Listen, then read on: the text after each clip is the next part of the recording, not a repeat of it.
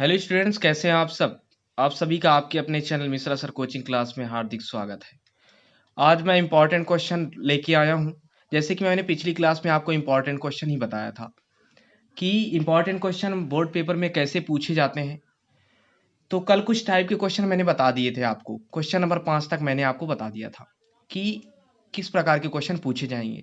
और जो question 5 number तक जो मैंने क्वेश्चन आपको बताए हैं, वहां से एक क्वेश्चन जरूर पूछा जाता है दोस्तों। उसको आप एक बार अच्छे से जरूर पढ़ लीजिएगा। तो सबसे पहले कल जो मैंने एक क्वेश्चन नंबर 5वां बताया था मैंने आपको, एक क्वेश्चन नंबर 5, उसमें थोड़ा सा आंसर गड़बड़ था दोस्तों। उसको सुधार लेते हैं एक बार। क्वेश्चन नंबर 5 ये वाला था कि मान लीजिए 306 और 657 का एचसीएफ कितना दिया हुआ है, 9 दिया हुआ है। तो 306 और 657 का हमें क्या निकालना था, एलसीएम निकालना था। तो एक बार मैं फिर से बता देता हूँ। चूंकि हम जानते हैं कि दो संख्याओं का गुणनफल क्या होता है, एचसीएफ गुणे एलसीएम होता है। अब यहाँ से हमें क्या मिल जाएगा, यहाँ से 306 गुणे 657 बराबर 9 गुणे एलसीएम।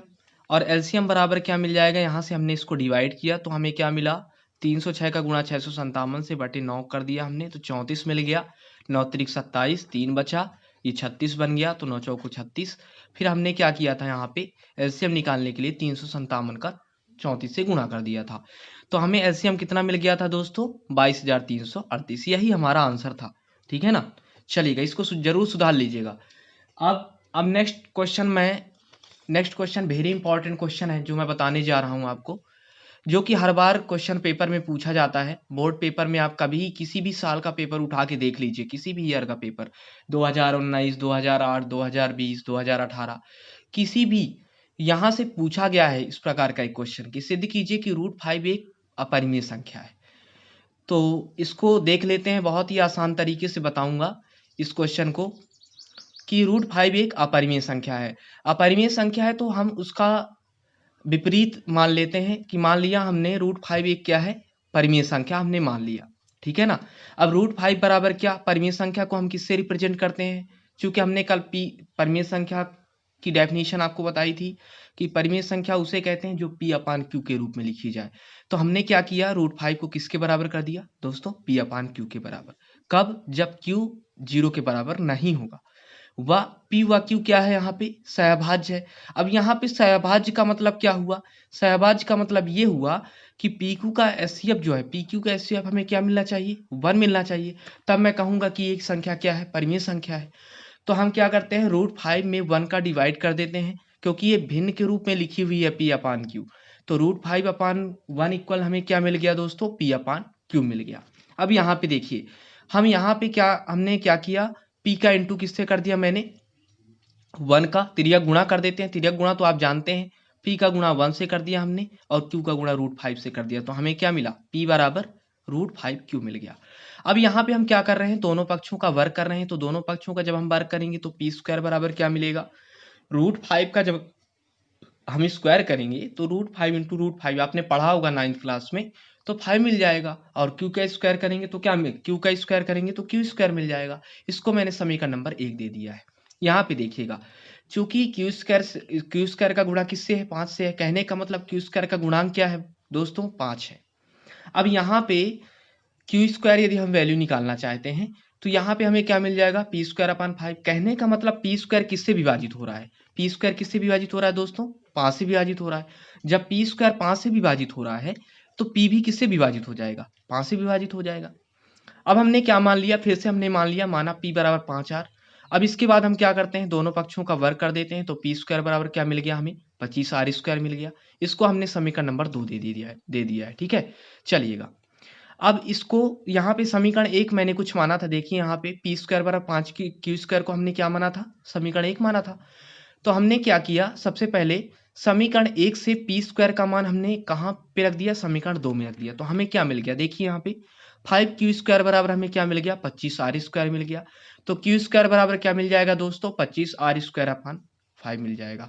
कहने का मतलब Q² बराबर 5×25 हो जाएगा, 5R²। कहने का मतलब यहाँ पर जो है R² किसका गुणांक है, 5 किसका गुणांक है, R² का। इसलिए यहाँ पे यदि हम R² की वैल्यू निकालना चाहें तो हमें क्या मिल जाएगा, देखिए आर स्क्वायर बराबर क्यू स्क्वायर अपान 5, कहने का मतलब क्यू स्क्वायर किससे विभाजित हो रहा है, 5 से विभाजित हो रहा है, इसलिए क्यू भी किससे विभाजित हो जाएगा, 5 से विभाजित हो जाएगा। क्लियर हुआ।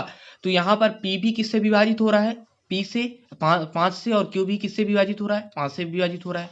इसलिए यहाँ पे देखिएगा कि पी क्यू का एचसीएफ हमें क्या मिल चुका है। यदि हम पी क्यू के एचसीएफ की बात करें तो हमें 5 मिल चुका है, जो कि हमारी अवधारणा का विरोधाभास प्रकट करता है। इसलिए हम क्या बोलेंगे कि √5 एक अपरिमेय संख्या है। क्लियर हुआ। एक क्वेश्चन मैं फिर से आपको बता देता हूं, इसी तरह का एक क्वेश्चन देखिएगा। जैसे दिया है कि √2 एक अपरिमेय संख्या है। देखिए अपरिमेय संख्या, तो मैंने मान लिया कि माना √2 एक क्या है, परिमेय संख्या है। सबसे पहले हम क्या मान लेते हैं कि √2 बराबर किसके बराबर, पी अपान क्यू, जैसे कि मैंने क्वेश्चन नंबर 7 में आपको बताया था। पी अपान क्यू क्यों लिखा जा रहा है दोस्तों, क्योंकि हम परिमेय संख्या को किसे परिमेय संख्या बोलेंगे, जिसको हम पी अपान क्यू के रूप में लिखेंगे उसी को परिमेय संख्या बोलेंगे। अर्थात क्यू 0 के बराबर नहीं होगा और वह पी व क्यू सहभाज्य है, कहने का मतलब पी क्यू का एचसीएफ हमें क्या मिलना चाहिए, 1 मिलना चाहिए। अब यहाँ पे देखिएगा, अब हमने क्या किया, √2 का भाग 1 से दे दिया, तो √2 अपान 1 इक्वल क्या मिल गया हमें, पी अपान क्यू मिल गया। हमने तिर्यक गुणा किया, √2 का इंटू क्यू से करेंगे, फिर p का इंटू 1 से करेंगे, तो p बराबर क्या मिल जाएगा दोस्तों, √2 क्यू मिल गया। अब हमने क्या किया, दोनों पक्षों का वर्ग कर दिया, पी स्क्वायर बराबर क्या मिल गया, √2 क्यू का स्क्वायर, कहने का मतलब पी स्क्वायर बराबर क्या मिल गया दोस्तों, 2 की स्क्वायर, समीकरण नंबर 1। जैसे कि मैंने बताया है कि क्यू स्क्वायर का गुणांक क्या है, 2 है। गुणांक का मतलब ये कि जिस संख्या से उसका गुणा हो, ठीक है ना। तो यहाँ पे देखिए पी स्क्वायर किससे डिवाइड हो रहा है, यदि मैं क्यू स्क्वायर की वैल्यू निकालूं यहाँ पे, तो पी स्क्वायर बटे 2 मिल जाएगा। अब पी स्क्वायर किससे विभाजित हो रहा है, 2 से विभाजित हो रहा है, इसलिए पी भी किससे विभाजित हो जाएगा, 2 से विभाजित हो जाएगा। फिर मैंने मान लिया पी बराबर 2r, फिर दोनों पक्षों का हमने वर्ग कर दिया, तो पी स्क्वायर इक्वल क्या मिल गया दोस्तों, 4r स्क्वायर मिल गया। समीकरण 2 दे दिया मैंने इसको। समीकरण 1 से पी स्क्वायर का मान समीकरण 2 में रख दूंगा, तो मुझे क्या मिल जाएगा, 2 की स्क्वायर बराबर 4r स्क्वायर, कहने का मतलब क्यू स्क्वायर बराबर क्या मिल गया, 2r स्क्वायर मिल गया। अब आर स्क्वायर का गुणांक क्या है, 2 है, तो ये किससे डिविजिबल है, क्यू स्क्वायर किससे डिविजिबल है, 2 से डिविजिबल है, इसलिए क्यू भी किससे विभाजित हो जाएगा, 2 से विभाजित हो जाएगा। चूंकि हम जानते हैं कि पी क्यू का एचसीएफ क्या मिलना चाहिए, हमें 1 मिलना चाहिए, लेकिन यहाँ पर पी क्यू का जो एचसीएफ है हमें कितना मिल रहा है, 2 मिल रहा है, जो कि हमारी अवधारणा का विरोधाभास प्रकट करता है। इसलिए √2 क्या है, एक अपरिमेय संख्या है। बहुत ही अच्छा क्वेश्चन है, इंपॉर्टेंट क्वेश्चन भी है, इसको तैयार कर लीजिएगा। अब अगला क्वेश्चन है हमारे पास, ये भी बहुत ही इंपॉर्टेंट क्वेश्चन है दोस्तों। देखिए सबसे पहले हम क्या कर लेते हैं, दिया हुआ है क्वेश्चन नंबर 9, सिद्ध कीजिए कि 3 + 2√5 एक अपरिमेय संख्या है। तो इसको हम परिमेय संख्या मान लेते हैं कि माना 3 + 2√5 एक परिमेय संख्या है। 3 + 2√5 को हम क्या मानेंगे, पी अपान क्यू के रूप में, क्योंकि पी अपान क्यू को हम क्या बोलते हैं, परिमेय संख्या बोलते हैं। देखिएगा जहां पर क्यू किसके बराबर नहीं है, 0 के बराबर नहीं है, वह पी व क्यू क्या है, सहभाज्य है, कहने का मतलब एससी या पी क्यू का एचसीएफ हमें क्या मिलना चाहिए, 1 मिलना चाहिए। अब 3 + 2√5 बराबर पी अपान क्यू मिल गया। यहाँ पे देखिएगा चूंकि 3 + 2√5 बराबर पी अपान क्यू, यहाँ पर चूंकि पी परिमेय संख्या है इसलिए हमने इसको ट्रांसफर कर दिया, तो 2√5 बराबर पी अपान क्यू -3 आ गया। अब यहाँ पे देखिए √5 का इंटू किससे था दोस्तों, 2 से था, तो यहाँ से हमें क्या मिल जाएगा, √5 बराबर पी अपान क्यू -3/2 पूरे का अपान 2, कहने का मतलब पी अपान क्यू -3/2 क्या है, एक परिमेय संख्या है। क्या है, एक परिमेय संख्या है। चूंकि हम जानते हैं कि √5 एक अपरिमेय संख्या है, अतः परिमेय संख्या जो है अपरिमेय संख्या के बराबर हो नहीं सकती। तो हमने क्या किया, √5 को किसके बराबर नहीं किया, पी अपान क्यू -3/2 के बराबर नहीं होगा, अतः हमारी अवधारणा का क्या है, विरोधाभास प्रकट होता है। अतः 3 + 2√5 एक अपरिमेय संख्या है। इस प्रकार का कोई भी क्वेश्चन आए दोस्तों, तो आपको मेरी जैसे मैंने आपको लैंग्वेज बताई है, आपको इसी लैंग्वेज पे लिखना है, आपका क्वेश्चन कभी भी गलत नहीं होगा।